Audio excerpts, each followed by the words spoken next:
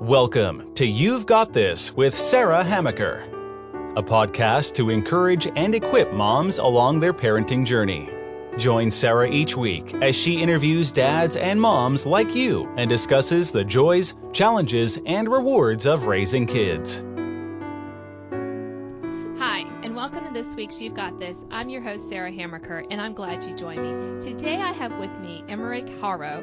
She is a busy mom of 3 boys, a happy wife, and an 8th grade math and science teacher. And she also co-hosts a parenting podcast called Tired Moms. And I love that title because aren't we tired sometimes? I feel like I'm always tired. I've got a burst of energy early in the morning, and then in an hour it just kind of starts to fizzle. Yeah, and I've often looked at, and I have 4 children, and I often look at the kids and go, why can't I have some of that? Is there like a shot of their energy? Someone told me a long time ago that energy is wasted on youth. Yes. I thought that was funny because I'm like, oh, that's so true. You know, that is so true. And today, we're not going to talk about being tired today.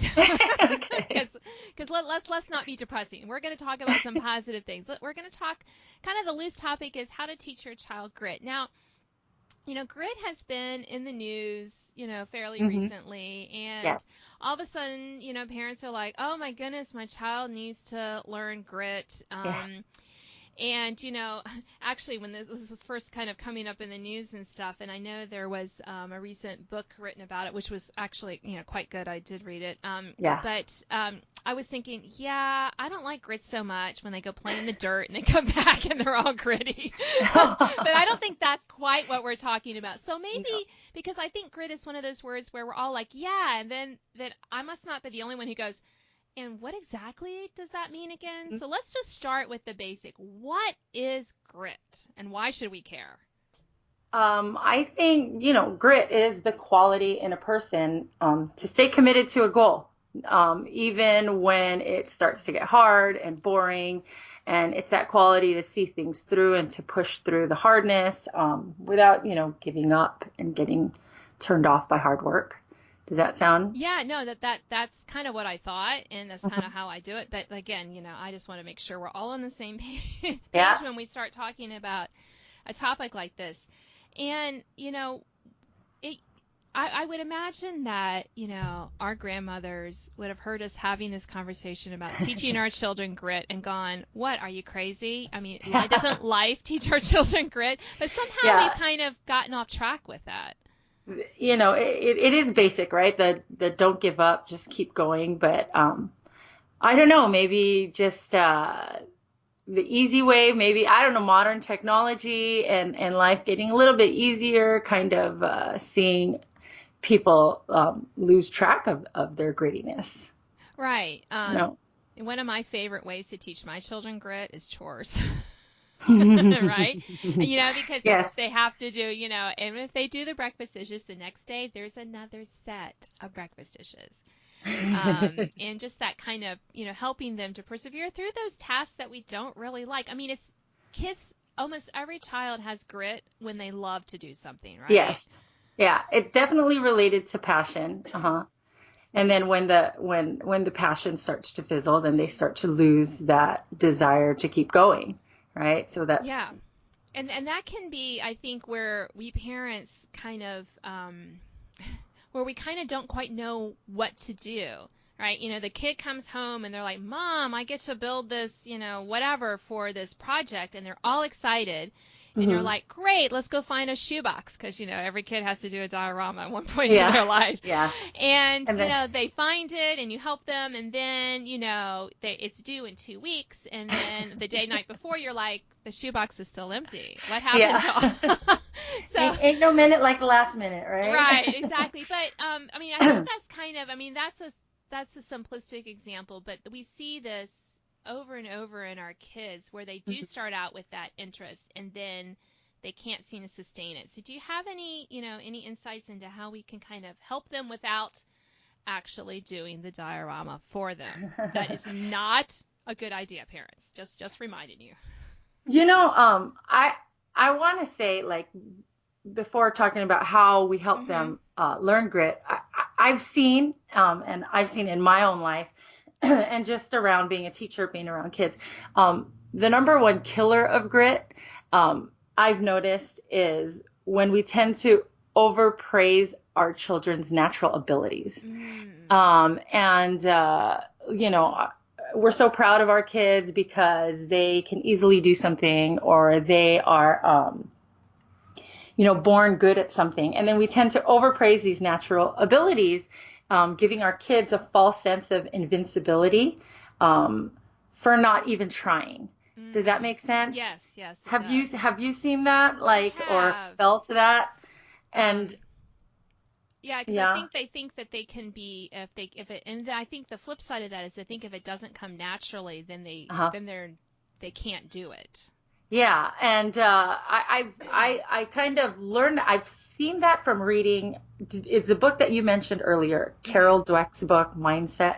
Right. Yeah. That one. And I know in education, you're right. Grit became, you know, the new fad, right? And everybody was reading this book, and we were talking about grit and that growth mindset. But in reading it, I started to realize and see in myself too that sometimes we do tend to overpraise natural abilities, and there's this false sense of invincibility, right? And when you get older and you realize that you're not as invincible, then you start to fail. You don't blame it on your effort.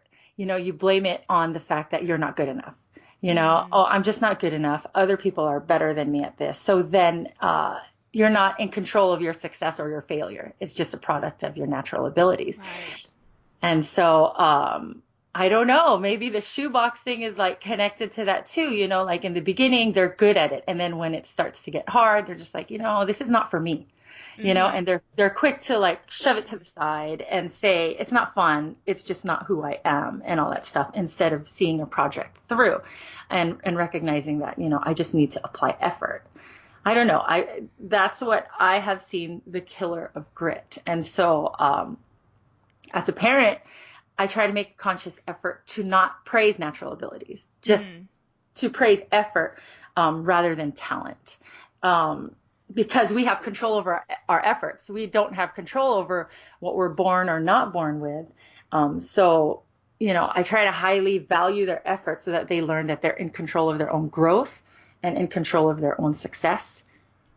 Yeah. Yeah, and I love that, Emirick, because I think that it really does help us to see our children as you know, that they can grow, that they can advance. And also I think a piece of that is reminding them that just because they can't be the best at something doesn't mean that they can't enjoy doing it. Because, you know, I talk about this often when my kids, you know, playing the piano. I said, look, you know, their musical ability is average. If they practice, they're going to get better, and they're going to, I said, but I really just want you to enjoy the music.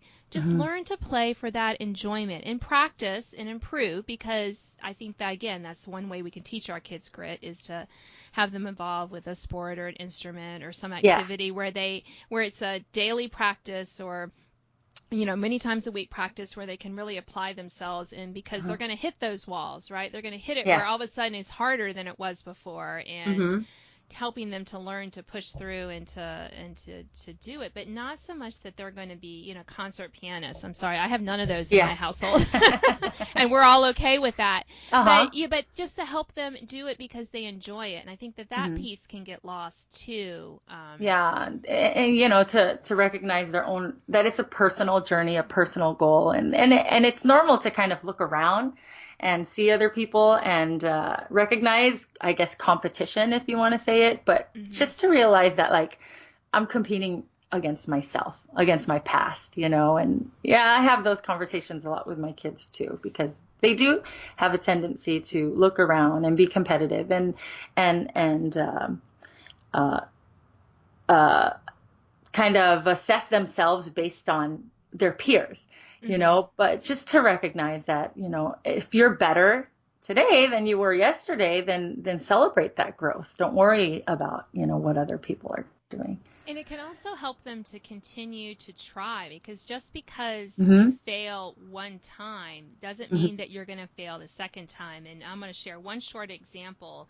My 16-year-old, my oldest daughter is 16, and she's going to be a junior this year. And last year, as a sophomore, she's taking Chinese, and her Chinese Mm-hmm. teacher told her about this State Department program where you could study abroad for like 6 to 8 weeks in the summer. And it was this whole application process, but her teacher didn't let Nice. her know until like pretty late. So she got everything together. She had to go for this in-person interview, and I mean, it was a really pretty big deal. And she made it to the semifinals, so she went to the interview, Wow. and Uh-huh. then she didn't get it. Mm-hmm. And of course, she was disappointed, naturally. Mm-hmm. Yes. But she said to me, it was like a week after, and I know she was really disappointed because it was a lot of work, and she did all the work and got everything she needed to get done. And she looks at me, she's like, Mom, she goes, I'm going to apply again. Good for her. Because she Yeah. can, and she's like, I'm gonna do it earlier this year, so I have more time to do my essay and all this kind of stuff. And I was like, that's great. And I did have a small, proud, in my heart, mom moment. I was like, that's grit. I mean, Yeah. it is Yeah. to keep trying and to think, yeah, the outcome doesn't have to be the same. And Uh-huh. yet, and I know one of the things that I'm kind of leading into that we talked before we started recording was Mm-hmm. that we need to make sure that our kids have that safe place to fail, right? Yeah. And if Mm-hmm. she didn't feel, I think that she could have that place to fail. We weren't like, oh my goodness, I can't believe you didn't do it Yeah. after all this, or just overly commiserating with them even. Oh, Yeah. Yeah. I'm Yeah. so sorry. It's okay to be sorry, but sometimes we kind of wallow in it a little too much, and so the Yeah. failure becomes bigger than the fact that she applied and did all this stuff. Mm-hmm. Mm-hmm. So I think that the more that we can kind of give them that safe place to fail, and also that place to give them some space Yeah. and to So let them think through, do I want to yeah, apply again, kind of thing. and also like giving them that gift of time, Mm, and like you said, like letting them discover themselves, independent discovery, and just and being that safe place, and letting them know that um it's okay, I'm here for you, being their biggest cheerleader, kissing their bruises, and reminding them that they're good enough, because a lot of times those experiences make them feel like, oh, I'm just not good. But, reminding them that they're good enough, and then giving them that encouragement to try again. And it seems like your daughter, is in that safe place to fail. So she's like, okay, let me dust myself off and get up and try again. right. And that's part of grit. I have a personal story with my oldest son, and he's 18, and he's autistic. And so he was very delayed in his speech. He didn't speak until he was 5. And just throughout his life, he was a little bit delayed than his peers. He reads a little slower. Sometimes he doesn't get things a little slower. So he doesn't get things right away. So there were lots of incidences where he looked around and just noticed, why does everybody finish books faster than me? But he, instead of focusing on those things, I would tell him, look, I know sometimes things are a little hard for you, and it may take you a little longer than your peers to do this, but you can do it. And you just need to be patient with yourself. Just keep working, slow or fast, just keep going. And so let's fast forward to now. He graduated high school this year, and he, didn't stay in special ed classes because he just kept pushing. He just kept seeing that I can do this, that I'm going to be better than I was yesterday. I'm just going to keep moving, and despite the fact that his peers were moving faster than him. And he was able to graduate mainstream classes, taking some AP classes, some honors classes, and applied to college and got into Cal State Fullerton to study animation in the fall. So, sometimes we think grit has to be fast and hard, and they have to be successful in like 2 or 3 tries, that kind of thing. But being that safe place to fail and just believing in them and having those positive conversations helps them to keep going and see things through and not give up and understand that, I'm not a product of my natural abilities. I'm a product of my efforts, and Right. so if I just keep applying that effort, I'll keep moving and growing and I'll ultimately reach my goal, even if I have to fail 100 times to get there. Right, and we forget that sometimes we learn so much in the failing about ourselves. It doesn't necessarily mean that you may learn how to read a book faster, just to Yeah. use your example, but it may learn that you may learn something about yourself in that, hey, I can finish books, or Yeah. I've discovered I like reading a certain genre that I Yeah. didn't realize. I mean, we kind of dismiss that self-discovery, I think, part of failure as we learn about grit. Yeah. And also just like you learn how to, coping mechanisms. Sometimes I think, we don't value that as much because, being autistic, he had to learn a lot of coping mechanisms. He had to learn, sometimes he would read with, Audible books, just to help him hear the language and get through it. I've read about dyslexic people who have to learn how to read a different way. So they learn these coping mechanisms, and it seems like a disadvantage, but then that disadvantage becomes their advantage because they've learned something different about themselves that other people haven't had to endure or learn. And that becomes their advantage, like for my son, Russell, I think his advantage is having grit. He does not give up easy, and he's very self-aware now, and he knows what his limitations and his weaknesses are, but he also knows what his strengths are, just because he keeps going and he keeps trying. And he's hit many walls, and he's had negative perceptions of himself, people who kind of, judge him a little negatively, but he knows how to work through it and just keep going. And then before you know it, he's reached his goal. He's passed up, others. He's done things that shock me some, and just through that grit, through that hard work. Yeah, and I also think that that's such an important gift to our children, right? If we just, brush off the failure, or it's more likely that we don't let them fail. They don't learn those things about themselves. They don't learn that, hey, I do need a little assistance in math, or I do need a little help learning to, playing the piano. So I need to apply myself more, or whatever the task is, or the other thing that they're trying to accomplish. Because when they can learn those things about themselves, they are more likely to, have success. Not just in that area, though. Those we think is very specific. Oh, well, if I get my kid a math tutor, he'll do better in math. Oh, that's probably true. But sometimes if we let our kids struggle with something, they're going to learn skills and abilities and learn stuff about themselves that kind of go beyond whatever that specific task or subject is. Yeah. And just realizing that, enjoy the journey. It's not just about the end goal. And we've seen that many times in postcards and memes and little things like that. But it's so true. It's like, there's so much to the journey, there's so much you learn from it. And if you pay attention, to all your little and setbacks and all that stuff, and how strong you really are, and how effort really does make a difference.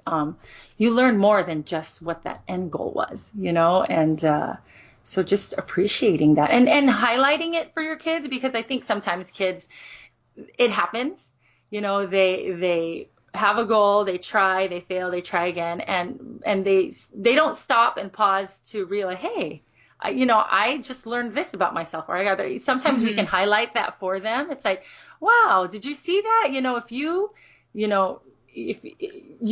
weren't successful here, but then did you see what just happened to you? Just kind of pointing out their growth as they go through this journey, and then they start to appreciate effort. Right.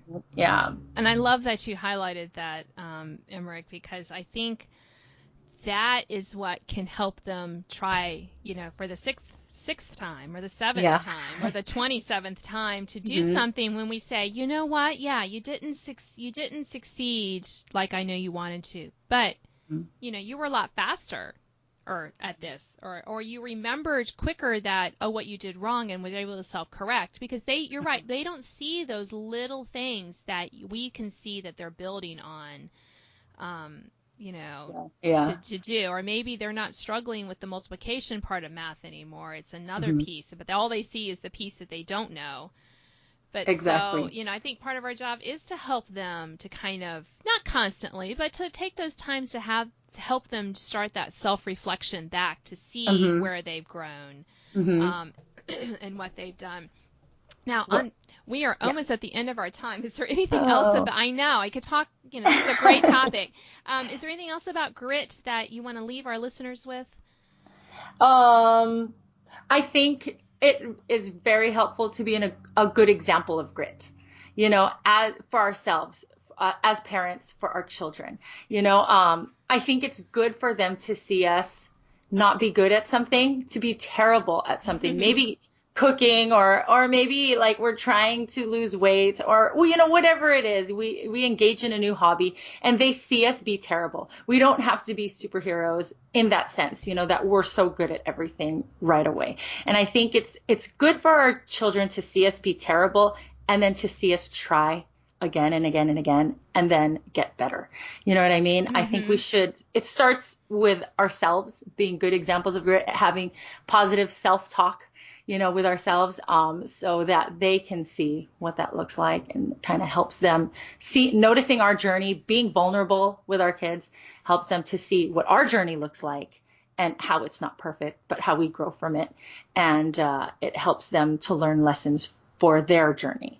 I love that. And I think it is so fun to share those. And when we have hobbies, or we pick up, like my husband is training for a half marathon, and yeah, I know, and he's never really run that far before. It's only a half marathon, but still, I mean, it's so he's been sharing that kind of how he had to really kind of change his mindset and say that self-talk, that he could do it, and that he's been really diligent on the training. If he misses a day, he's like, well, I missed today, and all the kids are like, but you can do it again, and that whole kind of family to encourage him in his goal is just one small example, because there's others, I think, with all our kids and ourselves, but I think that really helps them see that, we can a real life example, right? Yeah, because we will tell them about Kobe's journey, or Michael Jordan failed. They'll hear about those things that. But when they see just a personal example, mom, made this dish, it was terrible. I've done it many times. Yes. I'm like, I'm like, how was, I'm always asking them, how did that taste? They're like, it's okay. But then I don't give up. I keep making it. I keep making adjustments. And then one day they're like, this is actually pretty good. I'm like, see, that's grit. Yeah. I love that. Emirick. Well, you've been listening to You've Got This. I'm your host, Sarah Hammaker, and today I've been talking with Emirick Haro. She is a mom of 3 busy boys, a happy wife, and an 8th grade math and science teacher. She also co-hosts the parenting contest, Tired Moms, and you can find the link to that in her bio with this podcast. And we've been talking about grit, and I'm ready to go try something new. I don't know about you, Emirick, but thank you for being on my show, and I will see you next week. Thanks for listening to this week's podcast of You've Got This with Sarah Hammaker. Sign up to receive notification of new podcasts and listen to previous editions at sarahhammaker.com. Until next time, remember, parenting might be hard sometimes, but don't worry, you've got this.